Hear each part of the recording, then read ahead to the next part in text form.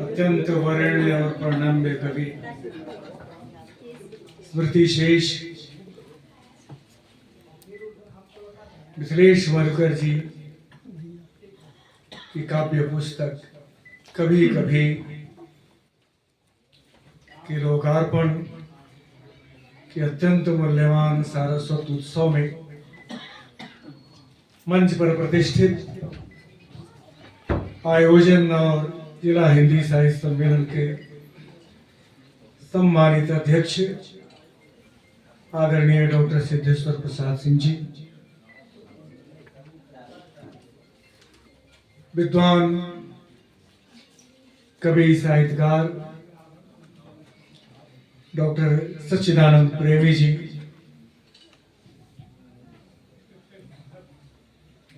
आदरणीय कवि मनीषी विद्वान भैरवनाथ पाठक जी, आदरणीय कवि डॉक्टर मिश्र जी, रामकृष्ण मिश्र जी, विद्वान ज्योतिर्विद कवि श्री कमलेश पुण्यार्क जी, घर बैठे आदरणीय मनोज जी, विदुषी प्राध्यापिका संगीता नाथ जी, प्यार हिंदी साहित्य सम्मेलन के पुस्तकालय मंत्री और कवि एसएस इंजीनियर अशोक कुमार जी, निहाल जी, आदरणीय कवि सुरेश चंद्र मिश्र जी, कार्यक्रम के संचालक जो हमारे सम्मुखस्थ हो गए हैं डॉक्टर धनंजय पांडे जयपुरी जी, और इस अत्यंत तेजोदीप्त सभागार में प्रतिष्ठित आप सभी विदुषी देवियों और विद्वान सज्जन, सबसे पहले मैं बहुत ही हार्दिकता से विनम्रता पूर्वक आज के परिणाम में कवि मिथिलेश मधुकर जी की विनम्र आत्मा को, बल्कि कहना चाहिए उनके चरणों में श्रद्धा की पुष्प निवेदित करते हुए उन्हें तर्पण देता हूँ। औरंगाबाद जिला हिंदी साहित्य सम्मेलन और इस पुस्तक के संयोजक संकलनकर्ता संपादक डॉक्टर धनंजय जयपुरी जी को बधाई और शुभकामनाएं देता हूँ। मधुकर जी के पुत्रों और उनके परिजनों को भी बधाई और शुभकामनाएं देता हूँ। समकालीन जवाबदेही के संपादक आदरणीय सुरेश चंद्र मिश्र जी और इस पूरे परिवार को भी बहुत बधाई और शुभकामनाएं देता हूँ, और आप सबके प्रति साधु भाव प्रकट करता हूँ। यह मेरा औरंगाबाद जिला हिंदी साहित्य सम्मेलन के गठन के पश्चात दूसरा अवसर है जब मैं आप सबके सम्मुखस्थ हूँ। पहला अवसर मुझे मिला था जब आदरणीय सुरेश मिश्र जी की एक पुस्तक का लोकार्पण करने का सौभाग्य मुझे मिला, और आज यह अत्यंत पुनीत पावन अवसर है। मैंने अपने नाम के आगे उपनाम सुलभ इसलिए जोड़ा कि सबके लिए सुलभ हो पाऊं। यह तो अनिल ऐसे भी सुलभ है सबके लिए। एक और हमारे मित्र है ऋषिकेश सुलभ, तो मुझे किसी ने, हम साथ बैठे थे, किसी ने कहा कि ऋषिकेश जी भी सुलभ हैं, तो मैंने कहा उन्हें स्पष्ट किया, ऋषिकेश सबके लिए सुलभ नहीं होते, अनिल अवश्य सबके लिए सुलभ। मेरी चेष्टा होती है कि मेरे पास किंचित भी अवकाश हो तो सारस्वत उत्सव का भागीदार बनूं और विद्वानों विदुषियों को अवश्य सुनो। मुझे बहुत ही दोष हुआ है दूसरी बार भी, जब मेरे साथ अनेक विद्वान मंच पर हैं और अनेक हमारे सम्मुखस्थ भी हैं। अनेकों को मैंने सुना है, उनकी विद्वतापूर्ण बातें, चर्चाएं, प्रातः स्मरणीय मधुकर जी के संदर्भ में आपकी चर्चाएं अभिभूत करने वाली थी हैं। मैं सबको प्रणति निवेदित करता हूं। मधुकर जी को आपने दिनकर कहा, निराला कहा, सच्चिदानंद जी ने जिनके बारे में बार बार कहा कि गया से चल कर के आए हैं, चल के नहीं आए हैं, गाड़ी पे चढ़ के आए हैं। मैं भी पटना से चल कर कहाँ आ सकता था। आपने उन्हें गोबर गणेश भी कहा।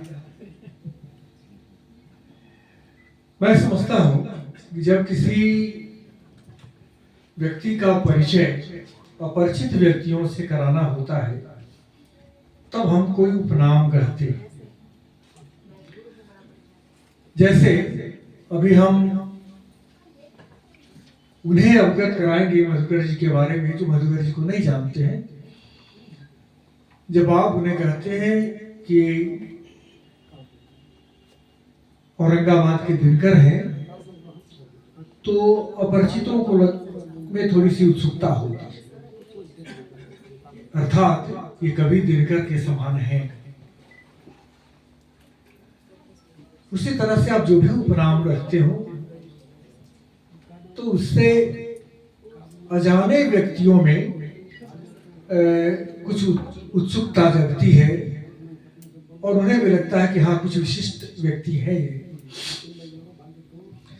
लेकिन जब कोई व्यक्ति महान हो तो बाद में ऐसे उपनाम उनके संकोच के कारण होने लगते हैं।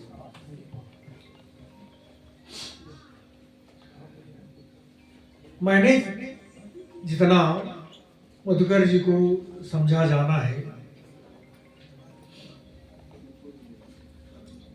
उसके आधार पर कहूं तो आपकी बातें असत्य नहीं है। काव्य प्रतिष्ठा और सौष्ठव में वे अनेक स्थलों पर दिनकर दिखाई देते हैं और अपने व्यक्तित्व में, अपने जीवन में वो निश्चित रूप से निराला भी दिखाई देते हैं।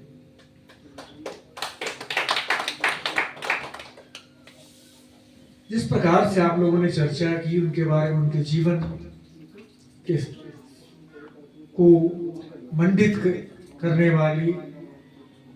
वाले संस्मरण सुनाए, किस प्रकार वो लोक से जुड़े थे, समाज से जुड़े थे और किस प्रकार वो साहित्य कर रहे थे। वो केवल साहित्यकार नहीं थे, वे साहित्य थे, संपूर्ण साहित्य थे, साहित्य कर रहे थे। साहित्य की परिभाषा देते हुए जब विद्वान कहते हैं कि जो हित करता है, समाज का, व्यक्ति का हित करता है, या जो सबको सहित करता है, सहित चलता है, वह साहित्य है। तो केवल लिख देने भर से हम कभी साहित्यकार नहीं हो जाते जब तक हम उसे आचरण में नहीं लाते। आज का संकट यही है, क्षमा करिएगा मुझे ये कहते हुए कि आज का संकट यही है कि व्यक्ति लिखना चाहता है बहुत, छपना चाहता है बहुत, यश चाहता है बहुत, लेकिन कार्य उसके अनुरूप नहीं करना चाहता। आज बोलना सभी चाहते हैं, सुनना नहीं चाहते। लिखना चाहते हैं, पढ़ना नहीं चाहते। सम्मान पाना चाहते हैं, सम्मान देना नहीं चाहते। ये एक बड़ा संकट है। मैं इसको विलोप मानता हूं। ये संभव नहीं है कि आप सम्मान न दें और कोई आपको सम्मान दे। क्यों दे? और आप जब तक अध्ययन नहीं करेंगे, चिंतन मनन नहीं करेंगे, कैसे कुछ मूल्यवान मौलिक दे पाएंगे? तो आप जो देते हैं, अभी जो मैं तो पुस्तकों के बीच में रहने लगा हूं इन दिनों। प्राय हर दिन 2-4 पुस्तकें आ जाती हैं। मैं ठीक से सबका शीर्षक भी नहीं देख पाता, लेकिन इन्हें जिन पुस्तकों को पढ़ना चाहता हूं, उन पुस्तकों में से बहुत कम ऐसी पुस्तकें दिखती हैं जिनको आगे पढ़ने की इच्छा हो। तो इतनी सारी पुस्तकें लिखने की क्या आवश्यकता है? आप कम रचना करें, कम लिखें, लेकिन ऐसा लिखें जिससे समाज को लाभ पहुंचे, पाठकों को लाभ पहुंचे, पाठकों को लगे कि इसमें कुछ है। पठनीयता का संकट। आज लोग कहते हैं लोग पुस्तक पढ़ नहीं रहे हैं। कैसे पढ़ेंगे? आप पढ़ने की सामग्री उन्हें दीजिए, वस्तु दीजिए उन्हें। मैं उदाहरण देता हूं। एक पत्रकार ने मुझे पूछ दिया, आज की हिंदी की पुस्तकें नहीं पढ़ी जाती। मैंने उसे उदाहरण दिया कि आपने किसी पुस्तक मृत्युंजय का नाम सुना है? आपने, मैं आधुनिक संदर्भ ले रहा हूं, आपने युगंधर का नाम सुना है? तो नहीं सुना। आप कैसे पाठक हो सकते हैं, कैसे पत्रकार हो सकते हैं? एक मराठी कवि, लेखक, उपन्यासकार शिवाजी सावंत, वह अपने 60 वर्ष के जीवन काल में 3 उपन्यास लिखे। पहला उपन्यास जब उस व्यक्ति ने स्नातक की पढ़ाई, शिक्षा पूरी कर एक विद्यालय में शिक्षक नियुक्त हुआ। उस आयु में उस व्यक्ति ने 3 वर्ष का अवकाश लेकर कर्ण पर अपना उपन्यास लिखा है। इसका नाम मृत्युंजय है। और उन 3 वर्षों में कर्ण पर लिखने से पहले उसने कर्ण के जीवन से संबंधित जितने भी साहित्य उपलब्ध थे, महाभारत से लेकर के अद्यतन अपने केदारनाथ मिश्र प्रभात के प्रबंधकाव्य कर्ण तक सबका अध्ययन किया और तब लिखा मृत्युंजय। वह मृत्युंजय पहले मराठी में आई, 3000 प्रतियां उस छपी। वो छपी हुई 700 पृष्ठों की पुस्तक है। वो 15 दिनों तक बाजार में शेष नहीं बची। हिंदी उसका अनुवाद कर 2 साल के पश्चात उस पुस्तक की पहली प्रति 50,000 निकली और उसके बाद प्रत्येक वर्ष 3 लाख से 5 लाख प्रतियां उसकी छपती है और बाजार में 1 महीना नहीं टिकती। उसी पुस्तक में उसने लिखा था अपने मंतव्य में, मैं अगली पुस्तक श्री कृष्ण पर लिखना चाहूंगा। ज्ञान पीठ से उसका प्रकाशन हुआ था। उसके सब प्रकाशक बार बार कहते रहे कि यह पुस्तक कब आएगी, कब आएगी। वो लेखक कह रहा है कि मैं कैसे लिखूं, इसी पर चिंतन कर रहा हूं, अब यही निर्णय नहीं कर सकता। अपने जीवन के अंतिम वर्ष में उस व्यक्ति ने युगंधर पूरा किया और पुस्तक प्रकाशित हुई और लेखक का निधन हो गया। लेकिन वो जुगंधर पुस्तक भी अपने प्रथम प्रकाशन से लेकर हर वर्ष लाखों में प्रकाशित होती है वो पुस्तक और बाजार में उपलब्ध मिलती है। तो कैसे पठनीयता नहीं? आप उसको पढ़िए तो लिखा जाए, तब आपको समझ में आएगा उपन्यास कैसे लिखते हैं। अद्भुत शिल्प और शैली है उसमें, इतने सुंदर शब्दावली है, ऐसे ऐसे बिंब और दृश्य अंकित करता हो लेखक कि आप चकित रह जाते हैं। तो उस तरह की वस्तु आपको देनी पड़ेगी। साहित्य के पाठकों की कमी अभी नहीं हुई है। और मैं ये कहना चाहूंगा मधुकर जी के संदर्भ में कि मधुकर जी की काव्य रचनाएं राष्ट्रीय चेतना की कविताएं हैं, राष्ट्रीय नवजागरण के कवि हैं मधुकर। मधुकर प्रेम के कवि हैं, मधुकर व्यंग्य के भी कवि हैं। और जैसा कि मैंने आरंभ में कहा, अगर संज्ञा हम दे किसी को तो मधुकर जी को साहित्य की संज्ञा दे सकते हैं। वो संपूर्ण साहित्य है।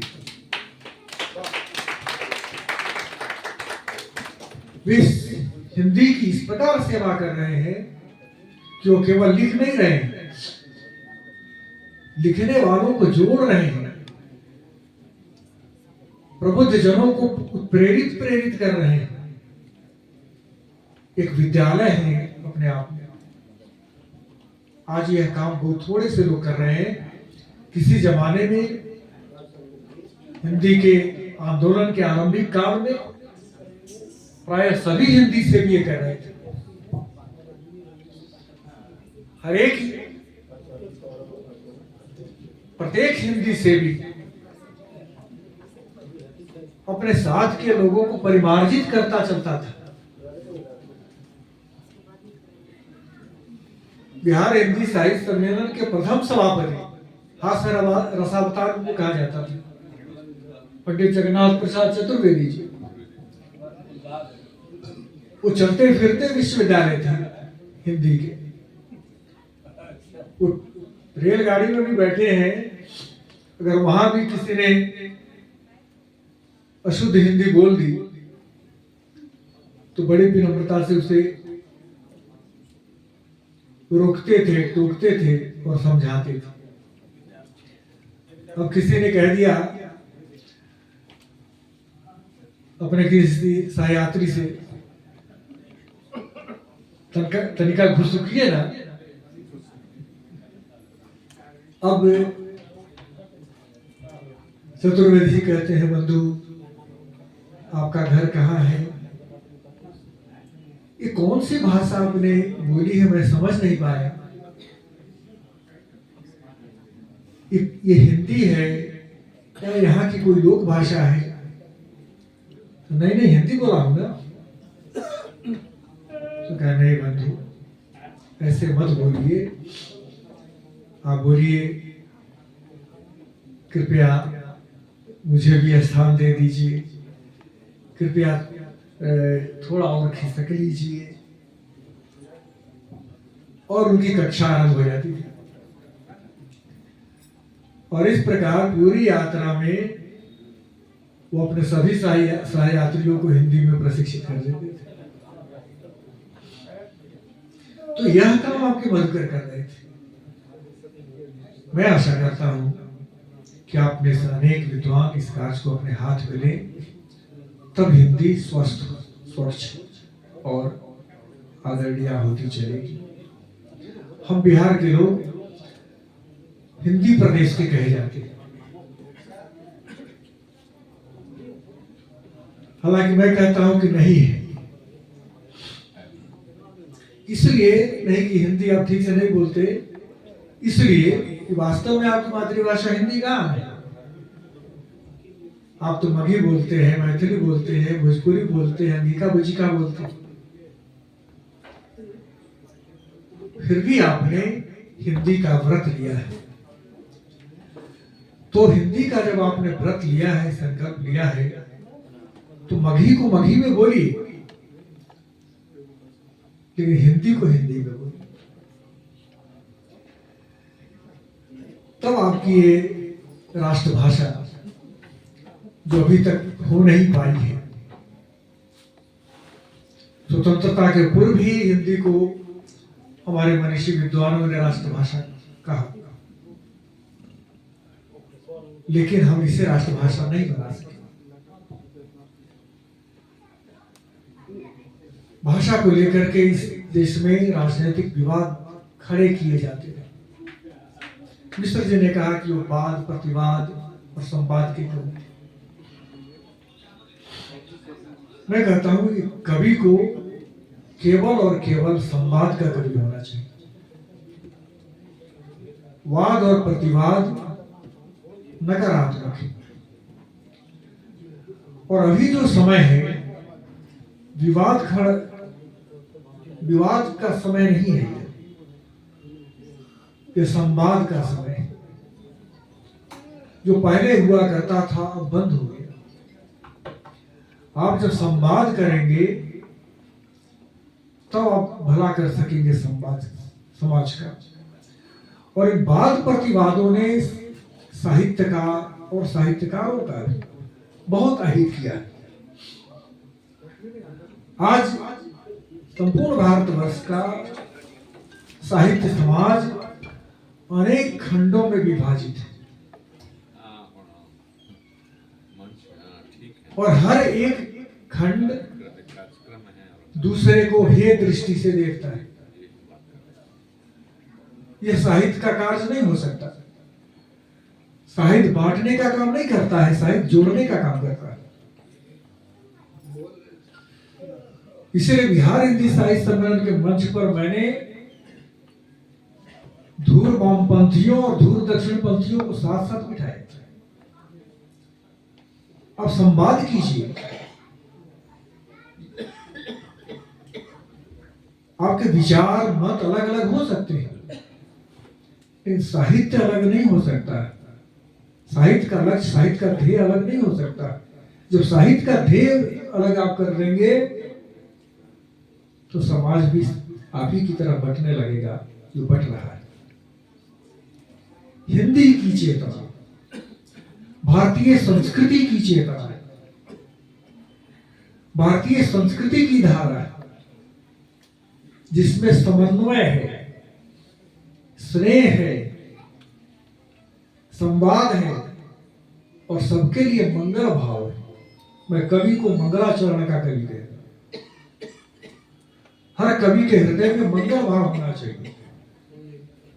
द्वेष और कटुता से कुछ प्राप्ति नहीं होती। कोई बुरा अगर है भी, आप उसे बुरा कहते रहिएगा तो वो अच्छा नहीं हो जाएगा। मैं सोचता हूं कि आप बुरे को भी किंचित किंचित अच्छा कहना शुरू कर दीजिए। ये कहिए कि तुमने भले लोग शिकायत तुम्हारी करें, तुम्हारे कई अवगुण गिनाए, लेकिन मुझे तुझमें एक विशिष्ट गुण दिखाई देता है। आप देखिए उसमें कैसे परिवर्तन होता है। आप देखिए उसमें कैसे परिवर्तन होता है। और संसार का कोई भी व्यक्ति ऐसा नहीं हुआ जिसमें केवल गुण ही गुण हो और कोई दोष ना हो। जब श्री राम ने दोष गिनाए गए, कृष्ण को 100 तरह का कृष्ण पर लांछन लगाए शिशुपाल ने, तो फिर कौन होगा? महात्मा गांधी। उससे घृणा करने वाला कोई व्यक्ति ऐसा था कि उन पर गोलियां चलाई। तो संसार में कोई व्यक्ति ऐसा नहीं होता जिसमें सब केवल गुण ही हो और कोई दोष ना हो, और संसार का कोई व्यक्ति ऐसा नहीं होता जिसमें केवल दोषी हो, कोई गुण ना हो। हमारी चेष्टा, साहित्य का कर्तव्य क्या है कि वह समाज के गुणी व्यक्ति या व्यक्तियों के गुणों का विकास कर उसे आगे लाए और चेष्टा करे कि उसके जो दुर्गुण है वह छिप जाए, प्रछन्न रह जाए, उसके गुण इतने प्रभावशाली हो जाएं कि उसके अवगुण नहीं दिखाए। प्रभु मोरे अवगुण जितने रहे। तो इस प्रकार साहित्य का, साहित्यकारों का बहुत बड़ा महत्व है, आदिकाल से रहा है और अनंत काल तक रहे। संसार में जो कुछ भी है, हमारी धरोहर, हमारी धातु, ये सब केवल और केवल साहित्यकारों के कारण। अगर हमारे ऋषि कवियों ने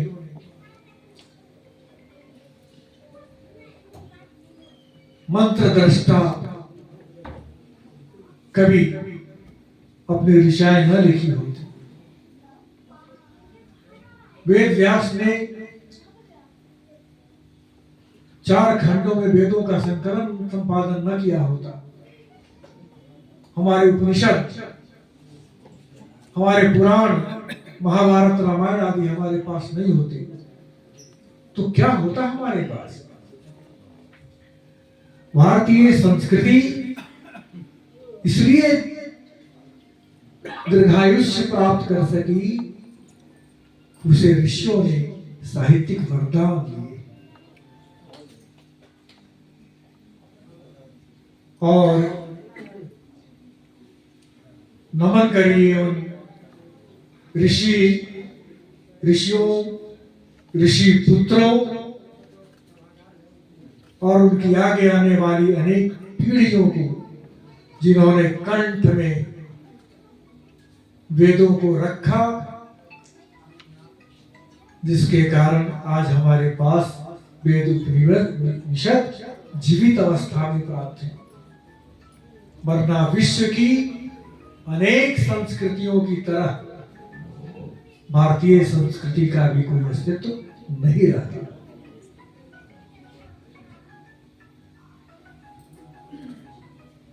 इसीलिए कवि महान है।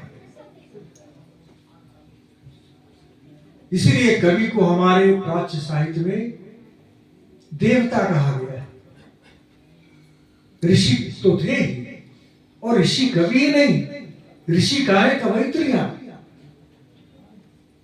जिन्होंने वेदों उपनिषदों में अपने अवदान दिए हैं, अंशदान किए हैं। उनसे हमारी संस्कृति समृद्ध हुई है, हमारा ज्ञान का भंडार समृद्ध हुआ है, और तभी और इसी कारण से भारत संसार का विश्व गुरु हुआ। तो मैं मधुकर जी में, उनके साहित्य में वो सारी वस्तुएं देख रहा हूं जो उन्हें कालजयी और चिरंजीवी बना रही है। हमारे शास्त्र कहते आए हैं, कीर्ति यस्य स जीवति। व्यक्ति आयु में नहीं जीता, यश और कीर्ति में जीवित होता है। हमारे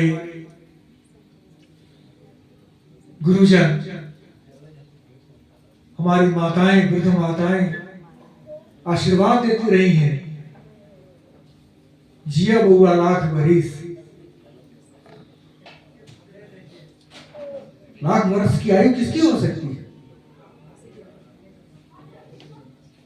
हाड़ मांस के इस पुतले की नहीं हो सकती। अधिकतम 100-125 जी लेंगे आप।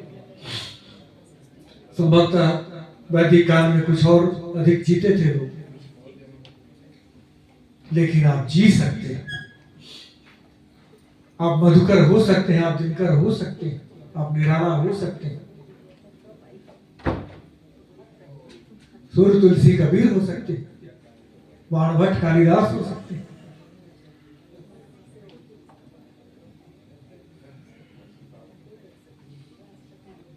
इसके लिए आपको उसी प्रकार की साधना करनी है।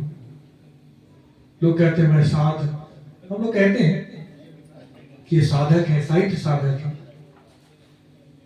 मैं कहता हूं, मैं उनसे पूछता हूं कि साधक किस प्रकार हुए, सृजन कर रहे हैं,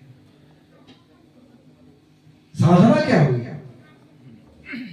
ये भी कहते हैं शब्द साधक है। पता चलता है कि 100-200 शब्द को की भी साधना नहीं कर पाए, दर्शनों पुस्तकें लिख डाली। तो सही अर्थों में जब साधना के मार्ग से जुड़ेंगे और उसके लिए आवश्यक है कि वो वस्तु आपके भीतर होनी चाहिए, ये आयातित नहीं हो सकता। सृजन का संबंध हृदय से, भाव से, संवेदना से। इसलिए कोई संवेदनशील व्यक्ति कभी होता है। महर्षि वाल्मीकि ने शायद संभवतः नहीं सोचा होगा कि मैं कभी कभी बन जाऊंगा, लेकिन उनके हृदय में कविता थी। और मैं तो ये कहता हूं कि हर मनुष्य के हृदय में कविता होती है, हर व्यक्ति का भी होता है।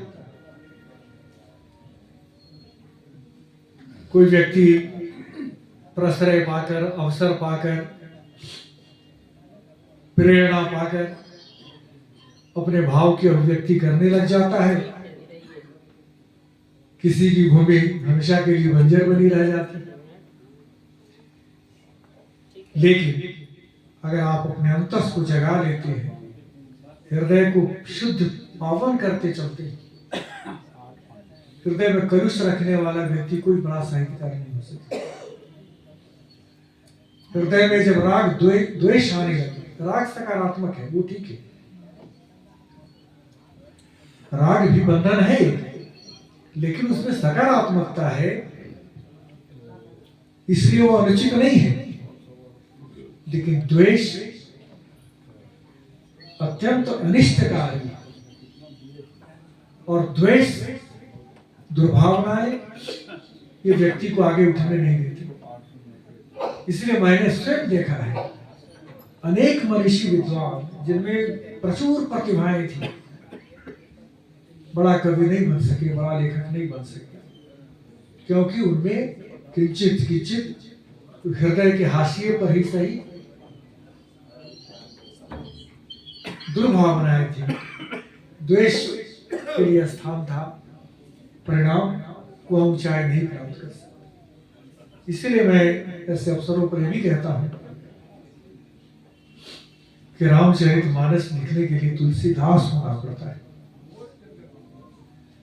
तुलसीदास के बिना रामचरित नहीं लिख सकते, आप मानस नहीं लिख सकते।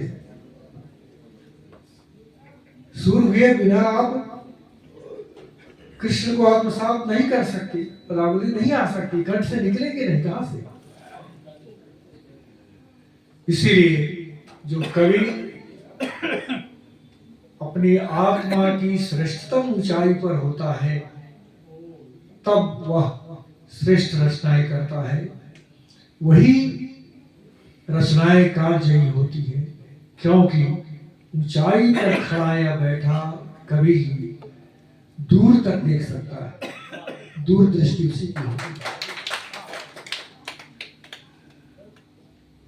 मैं दिनकर की 4 पंक्तियां कहते हुए अपनी बात समाप्त करना चाहूंगा। अब तो आप लोगों ने मुझे दूसरा कार्यक्रम छुड़ा ही दिया है, लगभग 3-3.5 घंटे फिर भी जाने में मुझे लगेंगे। और मन में था कि मैं शायद वह भी कर पाता, वो इसलिए कि आपको वचन देने के पूर्व मैंने उनको आश्वासन दे दिया था, लेकिन मैं विस्मृत कर गया आपको कहते समय। पटना में एक बहुत बड़ा उत्सव था, उसमें राज्यपाल भी आए। मुझे आयोजक ने स्मरण भी दिलाया कि राज्यपाल महोदय भी आ रहे हैं, आप रहेंगे तो अच्छा लगेगा। उनके मन में थोड़ा सा ये स्वार्थ देना भी था कि राज्यपाल जी के साथ मैं मंच पर होऊंगा। मैंने उनको बताया कि क्षमा करिएगा, मैंने औरंगाबाद के विद्वानों को वचन दे चुका हूँ। राज्यपाल जी के साथ अनेक अवसर मुझे मिले हैं, आगे भी मिलते रहेंगे।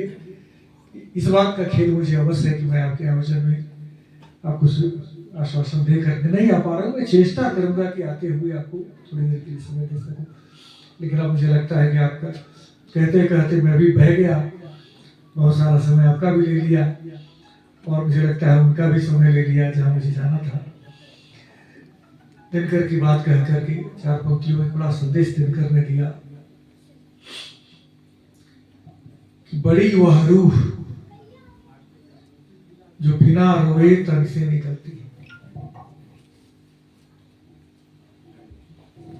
बड़ी पंक्ति है यह। बिना रोए कोई व्यक्ति अपना देश छोड़े प्रसन्नता पूर्वक। कबीरा इस क्या है उनकी पंक्ति है कबीर की, कबीरा इस संसार में नहीं कबीरा हम पैदा हुए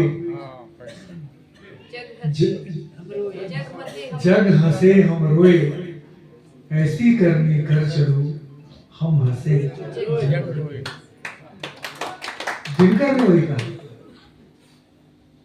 कि बड़ी वह रूह जो बिना रोए तन से निकलती है, बड़ा वह ज्ञान जिसे व्यर्थ की चिंता न आती है, बड़ा वह आदमी, बहुत महत्वपूर्ण पंक्ति है, बड़ा वह आदमी जो जिंदगी भर काम करता है।